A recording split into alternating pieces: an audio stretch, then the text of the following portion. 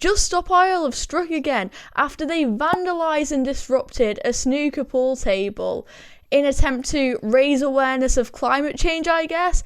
I'm not quite sure how this does raise awareness about the environment. To me, it just seems like attention seeking. Darren, what do you think? Well, Jess, at the time of recording, a 25-year-old student and a woman who was on the other table, but she didn't get much coverage because she didn't actually manage to do anything before they pulled her away, thanks be to God. Well, they've both been released on bail. And I think, well, release them on bail, guess what? They'll go out there and do it again. Because let's be honest, Jess, they now believe that they've got license to do so. I mean, it's interesting to me that the Novara media idiot, Ash Sarkar, said that it was brave and she compared it to the suffragettes. I mean, Jess, I don't know about you, but ask yourself this. Jumping under the king's horse to try and gain votes for women, to try and actually open entrance to the ballot box for women is somehow comparable to some posh prat jumping on top of a snooker table to douse it with orange powder.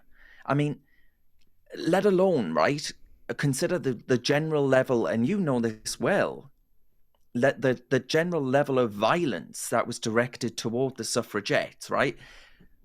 Being force-fed through their nose, and the general horrific treatment of them in prisons. And they compare that to jumping onto a snooker table in a context where, let's not forget, the police have basically said, we're on your side, guys, right? They do sweet FA about them being on our roads, and half of the judiciary have said that they wouldn't try you in a court of law. Is that bravery, Jess? Is that the same bravery as the suffragettes? I'm not convinced that it is. What about you? I think this is another example. Have you heard the term luxury beliefs? I recently came across it while reading Matt Goodwin's book. Basically, it's this idea that the new elite have these ideas, have these opinions, which they're allowed to have because it doesn't affect them. I think snooker is one of the games of the working man, and I think it represents how this middle class elite seem to have no regard for the working class, seem to have no regard for the ordinary man, as long as they can virtue signal with their own ideology. That is how they're claiming superiority among us. I think that's the aim of things like Just Stop Oil and Extinction Rebellion. Yes, it's a bit like luxury goods signaling, isn't it, really? Because if you're wearing, I don't know, the newest Louis Vuitton or whatever other brand you can think of, it gives you a certain status, and having these beliefs gives you a certain status as well, or being associated with these kinds of beliefs. I mean, Jess, I remember being sat with my late grandfather, who I loved very much, as he'd be sat watching the snooker on the telly, for example. And like many people, he totally loved watching it and he loved playing it as well.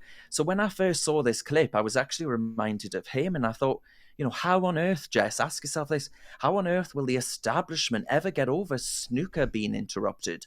Oh, wait a minute. I think they'll be just fine, because there's no way in hell that any of the establishment class were actually watching it, who are the people that these groups say that they're trying to reach out to and change the behaviors of, or the policies of. And as many commentators have said before, get yourself out to Beijing. I'll pay for your airfare, because that's where you're going to actually bring about change, as opposed to we in Britain. You haven't seen carbon emissions this low. Certainly not in either of our lifetime. You can merge the lifetimes of the two of us together, Jess, and even then you wouldn't reach carbon emissions being as low as they are today. So I think it's right for people to be angry. And, I'm reminded of an interview from a couple of weeks ago by my GB News colleague, Patrick Christie's. He interviewed this guy, actually, a member of Just Stop Oil, on his show, a 25-year-old kid at Exeter University. And he's called Eddie.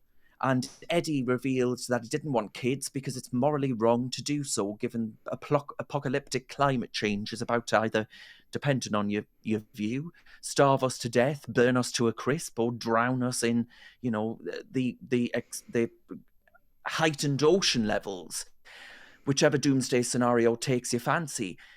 And it's a really depressing watch, Jess, because it's your generation, right? It's the next generation who are saying, well, climate change, climate alarmism is a reason why we should either be swivel-eyed vegans or not have children, which are going to create a whole host of problems in the not too distant future.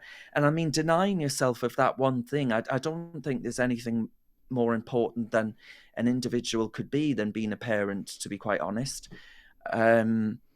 So it's a really depressing state of affairs, and I would argue it's a form of psychosis, actually, for kids who've got perhaps more money and privilege than sense, Jess. Have you got what it takes to be a reasoned presenter? Well, send us a short clip of yourself to join@reasoned.uk, and we might be seeing you on this very channel very soon indeed.